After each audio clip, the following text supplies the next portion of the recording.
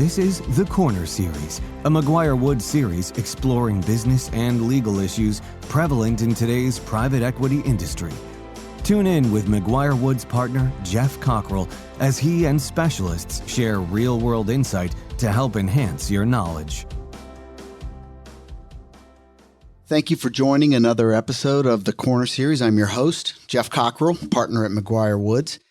Here at The Corner Series, we try to bring together thought leaders and deal makers in the intersection of private equity investing and healthcare. I'm thrilled to be joined by my longtime good friend, Mitch Stern from Dresner Partners. Mitch is one of the best investment banks I know. I've worked with him on a bunch of deals across a number of sectors, and this will be a fun discussion. And we're going to talk some about plastic surgery and med spa investing, which are two very, very active areas. But maybe to get us started, Mitch, if you could introduce yourself and Dresner Partners. Sure, and thank you, Geoff. So my own background, I've been in the investment banking world for about 35 years now. I started out in public accounting with both Ernst and Deloitte, and then worked at bigger firms and small firms from Salomon Brothers to Schroders to Needham to Morgan Joseph, and have been running the healthcare team at Dresner for the last 11 years, first out of New York and now out of Fort Lauderdale, Florida. The firm itself has been around for close to 40 years and participates in a number of different areas within the M&A market. It's headquartered in Chicago. We're also part of an international group called Merger Alliance in 25 countries. But within healthcare, we've been primarily focused on healthcare services. And within that, a lot of clinic-based businesses and especially physician practices. That's a little of my background. Thanks, Mitch. So to start us off, we're going to talk about kind of plastic surgery in investing and consolidation around that sector. Can you give us a little bit of flavor of where the private equity interest in this sector is coming from? Sure. And it reminds me a little bit of the IVF sector, which we are the leaders in terms of, kind of high profile doctors, a lot of cash pay, key man risk, things of that nature. So, it's kind of one of those spots where people have invested a lot in derm and dental and other areas and are now looking for the next area. So there's been probably a dozen and a half or so of PE-backed, what we call roll-ups or investments into the space. There were 5 done last year from people like Latticework and VSS and Corbel and Varsity and Sheridan, and some prior to that as well. So we think it's a good area and is ripe. We've completed a few deals in this space. We recently completed one of Waldorf Center for Plastic Surgery in Portland, Oregon, and Seattle. We sold them to Forefront Dermatology. And right before that, we had sold New Horizons Plastic Surgery to what is now called Qualderm, but was Pinnacle Dermatology. We're working on 2 others right now. One is a medical spa deal in the Florida area, and the other is a plastic surgery deal in the Mid-Atlantic. You mentioned some of the buyers tend to be larger dermatology practices. From the perspective of the derm business, what's the value proposition of adding plastic surgery? Yeah, great question. So, a few of the big derm players are looking at this as kind of a hub and spoke model, where they have a lot of dermatologists in one geographic area and putting 1 or 2 plastic surgeons kind of in the middle of them, where they can feed those higher surgical procedures and feed them to the plastic surgeons as opposed to giving them away. And so, a lot of people who are coming in for fillers and injectables and so forth within the derm space are also going to be looking for more invasive surgical procedures. Is the move always kind of being consolidated into a larger derm practice, or are there pure standalone plays? I think of kind of the idea of take orthodontics and dentistry. There's different ideas around that. You can build a big general dentistry platform, then bring orthodontic services into it, or you can consolidate pure play orthodontic businesses. Is there a corollary to that in plastic surgery? Yes. And, I mentioned a few of the buyers, but there's people like ARSA, which is probably the largest reconstructive player, which is backed by Webster. And so they're looking at people that are mainly doing reconstructive surgeries. And then there's a few newer ones that have come on the market, such as Ascend Plastic Surgery and United Aesthetics and Premier Plastic Surgery. So there's a bunch of roll-ups now. Most of them are fairly regional. There's a few national ones, but they're looking to grow actively. Is there a sense of kind of ancillary services revenue contribution in a lot of provider services businesses? One of the theories around that business is that if you can get to a certain scale in a geography, that you can internalize some ancillary services that had previously been outsourced. Is there a corollary to that in plastic surgery? So yes, and the big answer is the medical spa, right? So a lot of the plastic surgeons have their own medical spas, and that kind of provides more of the consistent cash flow as opposed to the super high margin cash flow. So a lot of them will either rebrand, have a separate brand for a medical spa, or will be under the same brand where they're providing laser services and fillers and injectables. And, obviously that's a huge area of growth. And the standalone medical spas are actually now being priced even higher than the plastic surgery practices. And I think that actually has a broader section of buyers as well, mainly because A, you don't have the big key man risk of the doctor, and B, because you're also bringing in consumer investors. It's almost kind of a consumer retail, a retail medicine kind of play. So you can get the consumer and the healthcare end of it. Do you think the pure play model for either plastic surgery or med spa is better than the kind of consolidated larger derm practice? Or I'm sure there's pluses and minuses, but how would you describe those pluses and minuses of the pure play versus a consolidated business? Yeah, I think with the derm practice, it was kind of like the OBGYN practices acquiring the IVF clinics, right? There's some different mentalities. And if the organization as a whole can get around those differences, then it works. So you have, such as IVF doctors or plastic surgeons are probably going to be much higher paid than a dermatologist or an OBGYN doctor. So, getting the system in line with people accepting kind of that mentality, that's really what's going to make it work. But obviously, if you're a pure play, then everyone's riding along the same path and kind of has the same expectations. One of the difficulties in some of the kind of higher compensated provider businesses is getting the right kind of provider alignment structures in place, whether that's comp apparatus or kind of ownership structure. When you're advising kind of sellers in this business, how do you think about kind of comp and incentive alignment? Yeah, so we kind of see that every buyer has a very different model. There's not one same model, but obviously the bankers are going to try to create a post-transaction compensation model that is on the lower end, but still makes the seller happy, right? Because that way you're maximizing your EBITDA, and obviously a multiple of that, you're getting a nice purchase price on it.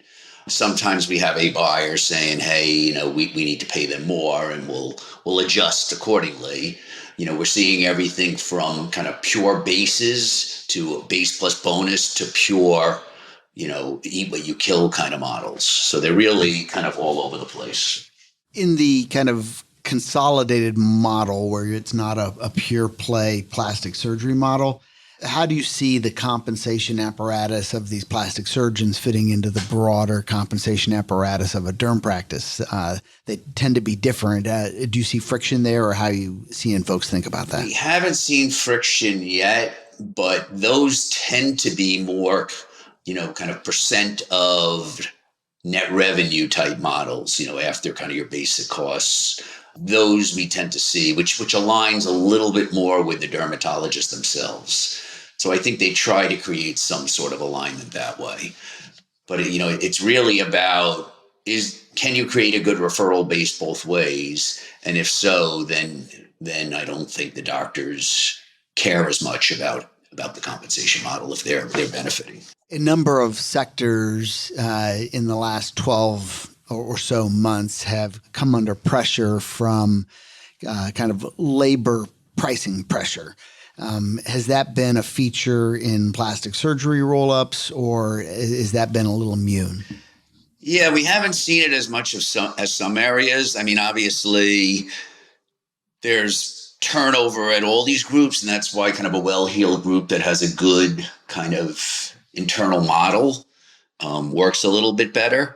In, as I would say, in the fertility, there's a limited pool of REIs and endocrinologists. In plastic surgery practices, definitely nurse practitioners and injectors. People are, there is a shortage of them. So it hasn't hit like we've seen it hit really big in places like long-term care and so forth, where the costs are just skyrocketing, but not as much in these areas yet. But I'm sure it will be down the road. Yeah, switching from kind of the labor constrained to a certain degree plastic surgery environment to the kind of wide open med spa environment, which has very few barriers to entry. How would you describe the competitive landscape of new entrants in med spa? I feel like every private equity fund I know is looking to either acquire or just de novo start a med spa business. What do you think the kind of competitive landscape in that sector looks like? Yeah, so med spas vary greatly, right? So I think the preference for most private equity firms is to get more a healthcare oriented medical spa, as opposed to, where they actually have a number of doctors, and it provides more of a healthcare bend to it, as opposed to kind of just a retail outlet. And I think those will price higher. So again, you are right. There's a lot of people that don't even have a healthcare background setting up medical spas and just broadening them. And, there's some franchise models out there, which I don't like as much, and I don't think the PE firms like as much, because I always think it's better to own rather than just franchise it out and kind of lose some of the control. In a number of sectors in provider services, the market has been choppy over the last, or for certainly all of 2023. What has the market relative to the kind of broader provider services market? What is the market for getting transactions done in plastic surgery in particular been like compared to that broader market? Yeah, no, last year I think was a tough market across the board. I think we saw most of these physician practice segments that, the multiples have come down, money was more expensive, deals had taken longer to get done in terms of due diligence. And that's very similar with the plastic surgery market. So, I don't know if we're going to get back to multiples that we saw a couple of years ago in a lot of these spaces. On the other hand, the medical spa, especially in the second half of the year market, has kind of taken off, and those multiples have been extremely high.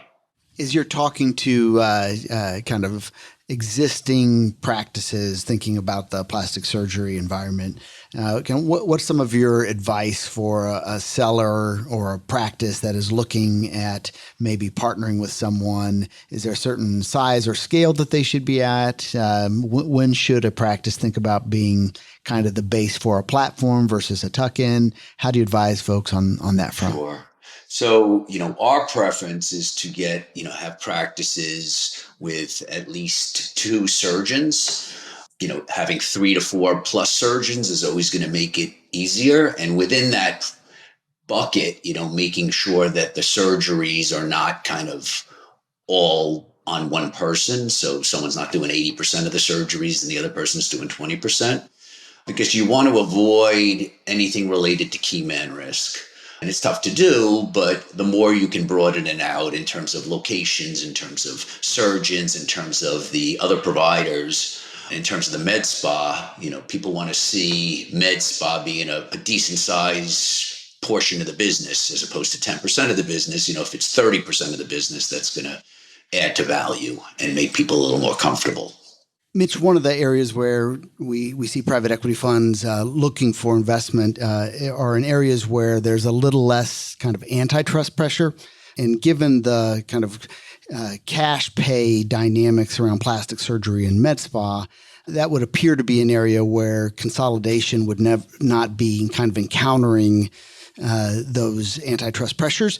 Is that a part of the discussion that you're having with buyers? And I would think that would help fuel more interest in these sectors. Yeah, so we really, in most of these practices so far we haven't really hit the size requirements to really be concerned about antitrust. Again, as you had mentioned, most of these, unless you're doing a lot of reconstructive surgeries, are going to be cash pay companies anyhow, and not relying on commercial pay or government reimbursement.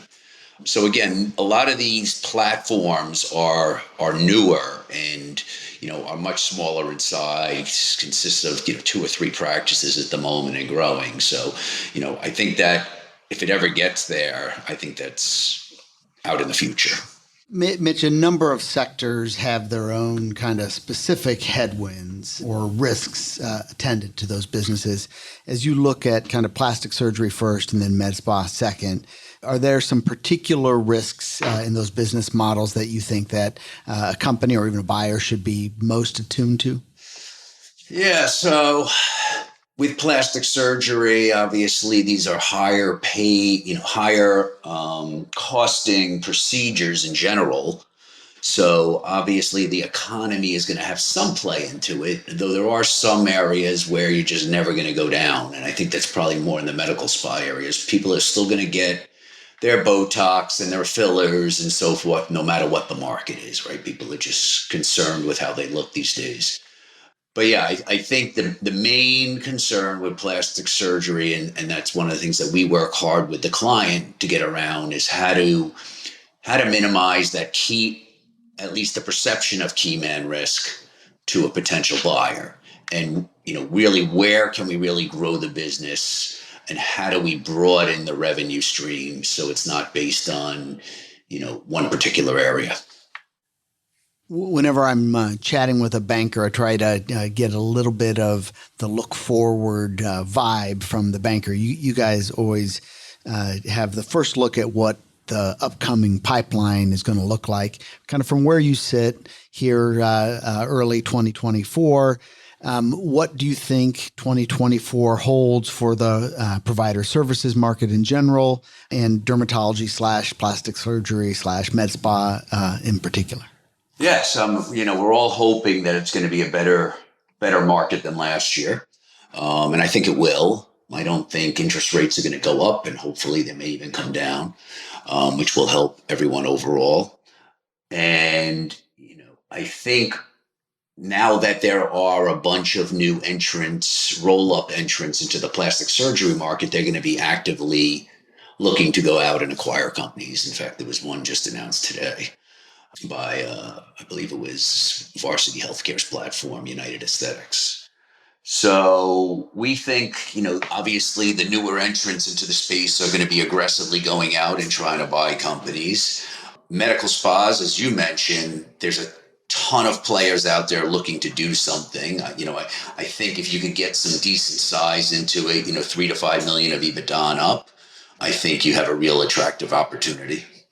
With that, Mitch, I think we'll bring this to a close. I think we could talk about these sectors for a long time, but as always, it's a ton of fun to catch up, and always love to hear what you have to say. Thank you, Jeff. Appreciate it.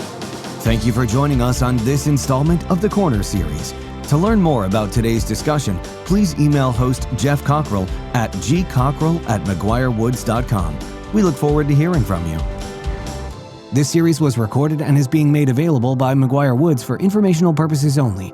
By accessing this series, you acknowledge that McGuireWoods makes no warranty, guarantee, or representation as to the accuracy or sufficiency of the information featured in this installment.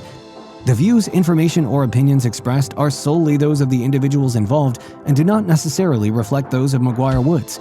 This series should not be used as a substitute for competent legal advice from a licensed professional attorney in your state and should not be construed as an offer to make or consider any investment or course of action.